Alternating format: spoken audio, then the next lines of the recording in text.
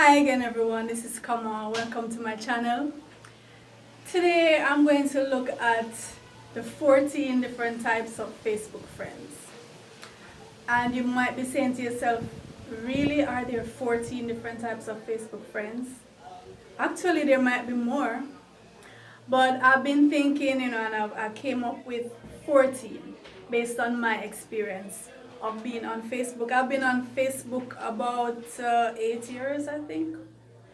Right. And I'm an observer, so I've, observed all my friends and seen how they behave, and I've come up with 14 different categories. Now I want you, after you have gone through all 14, I want you to decide and tell me which one are you? Or maybe you're a combination of 2 or 3 different types. So tell me which type you think you are in the comments, as well as you might suggest what other types there may be. Now, the first type of Facebook friend is a foundation member, right? Now, the foundation member would be usually the first person or the first set of persons who you would have as your friend. Either you sent them a request or they found you and embraced you, and from that day on, you have been bosom Facebook friends.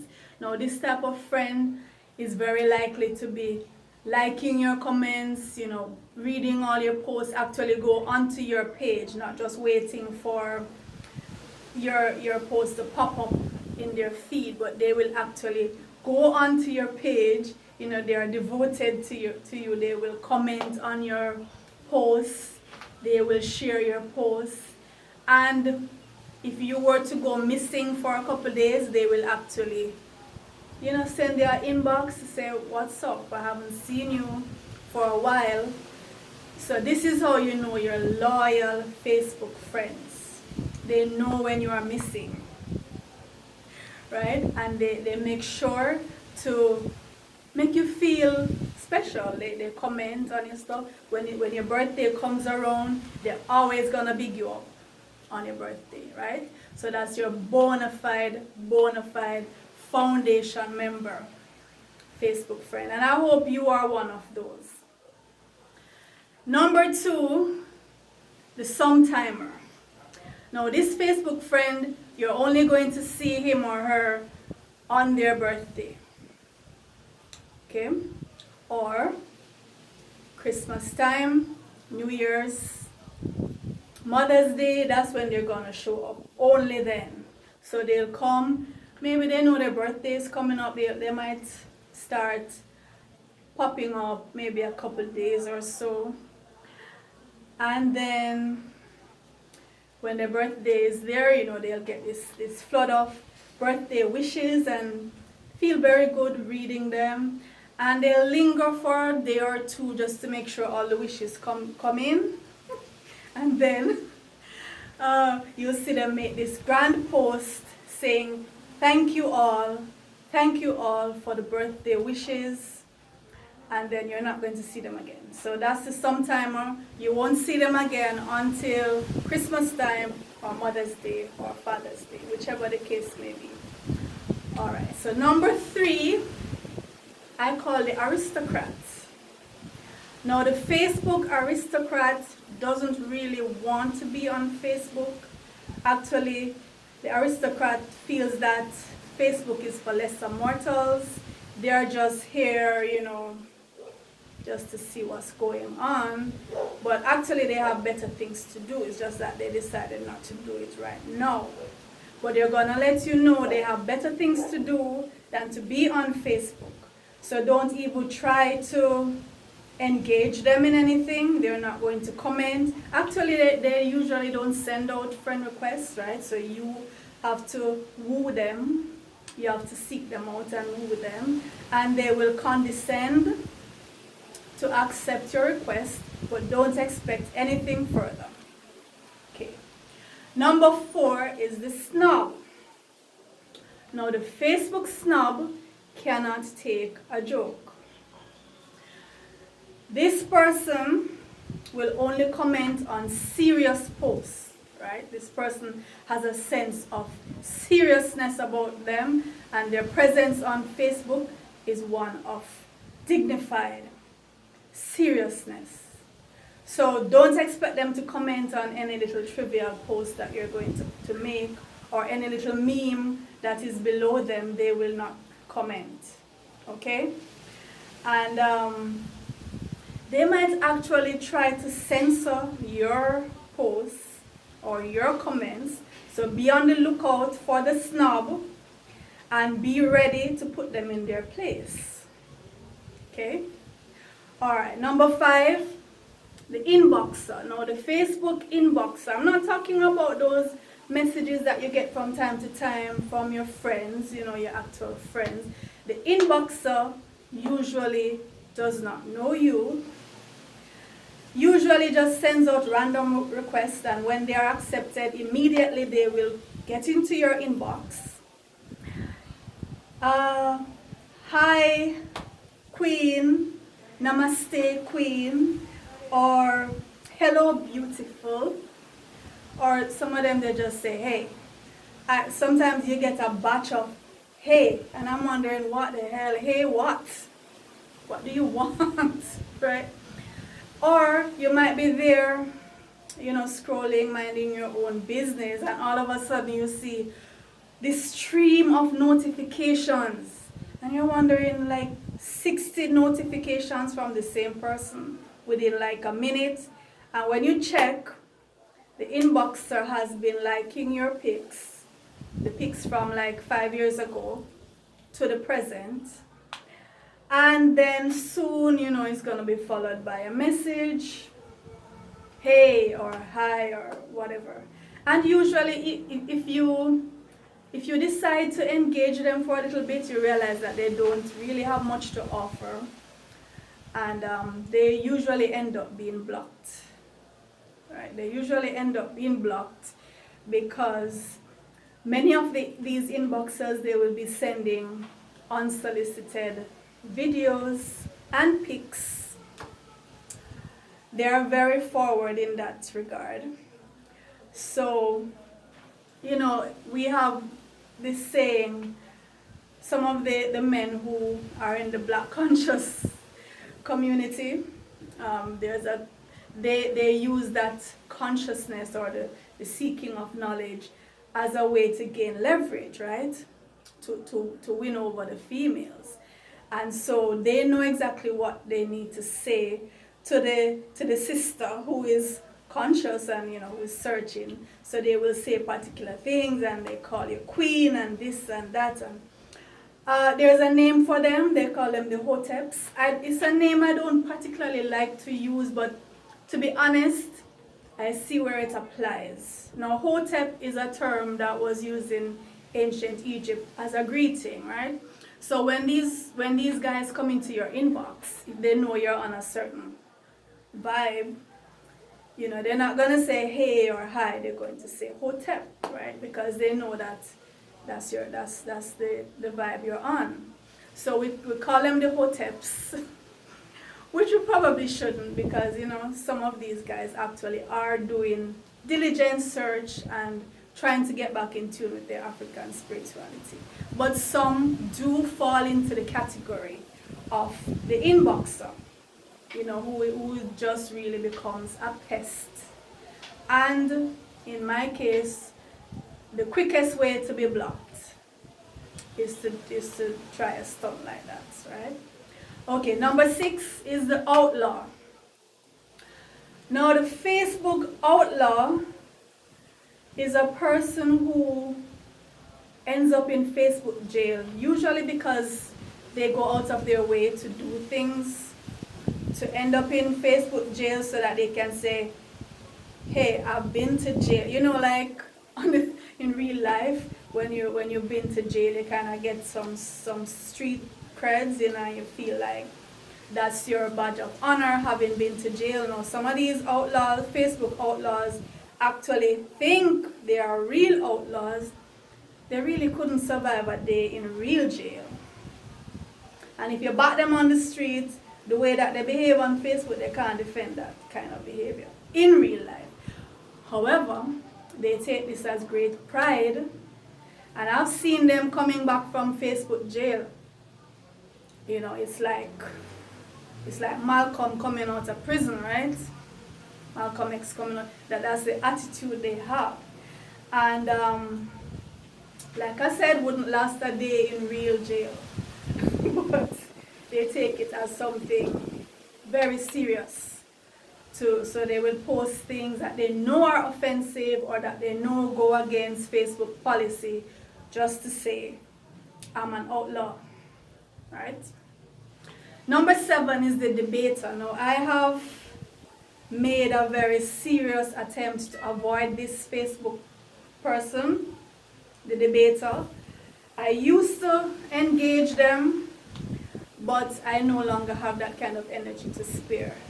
Now, the debater will disagree with things just for the sake of disagreeing. And they are very argumentative and usually have no arguing skills, from my experience. So they'll just latch on to everything that they feel is controversial, and they really can't carry the weight of the argument, right? That has been my experience, and so I avoid the Facebook debater. If you disagree with something as you see on my page, keep scrolling. I don't even need to know. I don't even need to know that you disagree. Or if you want to just say, I disagree, fine, but I'm not going to engage you in any argument about it. Number 8, the drama queen.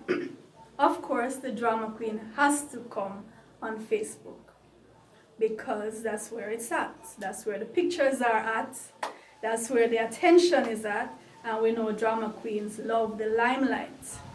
Now, the drama queen will overreact for almost everything that happens in life. And I'm not just talking about females. I use queen because, the term drama queen, but we have some male drama queens too. Now, the drama queen will tell us every time he or she has an argument with boyfriend or spouse or bestie or co-worker or neighbor, we're going to know all about it. The drama queen will have a relationship status change maybe every Monday morning. We know every little detail of the controversies happening, and some of them are petty, and it just reveals the lack of maturity of this individual, right? Everything, they expose everything, and we see the vacillations, the fluctuations in the emotional responses to things, and it's not a good look. From where I'm standing, it's not a good look. So try not to be a drama queen. Whether you're a male or female, try not to be a drama queen. Now, number 9 is the selfie queen, okay? Or king. Now, this person takes roughly 30 or so selfies per day, usually from the same angle, same pose, showing the cleavage. And this person feels that we need to see all of these selfies. This person is very sadly mistaken. We don't actually need to see them. If you post 1 or 2, that's fine, but don't flood your whole wall with selfie. No content, no interesting memes, no little jokes, nothing, just you in the same pose. It's so done. It's so already done. And I've actually blocked selfie queens. I've blocked selfie queens because I don't want my timeline inundated with all of this. It's so empty. Now, this person usually has in excess of 4,000 Facebook friends, most of whom, of course, they don't know, but they just feel like having all these so-called friends is a way of saying I'm popular, I'm loved, I'm followed by all these people. And I've noticed this is a trend, and wherever you see the selfie queen or king, there goes the 4,000 or 5,000 odd followers. Well, I actually almost have 5,000 followers. But I'm not a selfie queen. Okay, number 10, the thief. Now the Facebook thief will go around stealing memes and posts, will actually copy other people's status and go and post it on their page without even giving credit or asking permission. Now I steal memes all the time. I'm not talking about that. Memes are for sharing, right? But when you're actually going to copy somebody's status, their creative work, their thoughts, and just paste it over on your thing as if you came up with it, I can't, no. And they have no guilt, no remorse. You just happen to be scrolling and see your post and you're wondering, hey, what's my post doing over here on somebody else's page and my name isn't there, there's no credit. The thief, the Facebook thief has struck. Okay, number 11 is the spy. Now the Facebook spy will stalk your page. Usually the spy will have no Facebook, no profile pic. They might, but very often no profile pic, a very weird name, obviously not their real name. They just look suspicious from the get-go, if you know what to look for. Now, these are the persons who are going to report your memes to the authorities, which might land you in Facebook jail, which is going to give you some street creds, but you don't want to be in Facebook jail because then you won't be able to interact for however number of days. So you have to be careful of the spy. They will report your videos or your posts, and it has nothing to do with them. They can't just scroll along, just move along. They're unable to move along, right? So you have to watch out for those. Number 12, the conspiracy theorists. Now we have them in real life, we're gonna have them on Facebook, okay? You can't get rid of them. Now these are the ones who will be sending the chain messages, the videos that say, watch this before they take it down, or watch this because they don't want you to know, whatever.